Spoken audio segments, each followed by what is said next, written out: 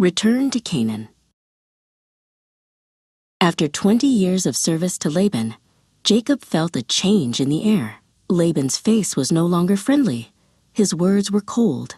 Jacob felt a deep unease, a sense that it was time to leave. That night, a voice came to him in a dream, the voice of the God of his fathers. "Return to your own land and to your relatives," the voice said, "and I will be with you." Jacob called his wives, Rachel and Leah, to the field where his flocks grazed.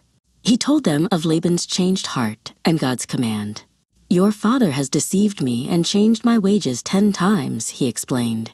"But God has not allowed him to harm me. He has seen my hard work. Now God has told me to go home." Rachel and Leah agreed without hesitation. "Is there still any portion or inheritance left for us in our father's house?" they asked. "He has treated us like foreigners, for he has sold us and has also used up all our money. All the wealth God has taken from our father belongs to us and our children. Now do whatever God has told you." So Jacob gathered his family and all his possessions. While Laban was away shearing his sheep, they slipped away, crossing the great river and heading toward the land of Gilead. But as they left, Rachel secretly took the household idols, the teraphim, that belonged to her father. 3 days later, Laban learned that Jacob had fled. He was furious.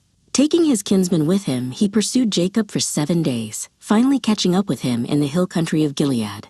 Laban was ready to confront him with anger and force. But that night, God came to Laban in a dream and said, "Be careful not to say anything to Jacob, either good or bad." When Laban met Jacob the next morning, his tone was different. "Why did you flee secretly and carry off my daughters like captives?" he asked, his voice strained. "And why did you steal my gods?"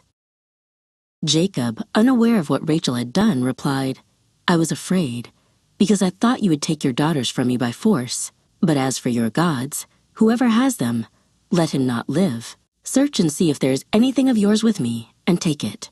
Laban began to search through the tents, but found nothing. When Laban came to Rachel's tent, she quickly hid the teraphim under her camel saddle and sat on them. "Do not be angry, my lord," she said to her father. "I cannot stand up in your presence. I am having my period." Laban searched her tent thoroughly, but he could not find the idols. Jacob's anger flared. "What is my offense? What is my sin that you have pursued me so fiercely?" he demanded. "I have served you for 20 years, enduring the heat of the day and the cold of the night, and you have changed my wages. If the God of my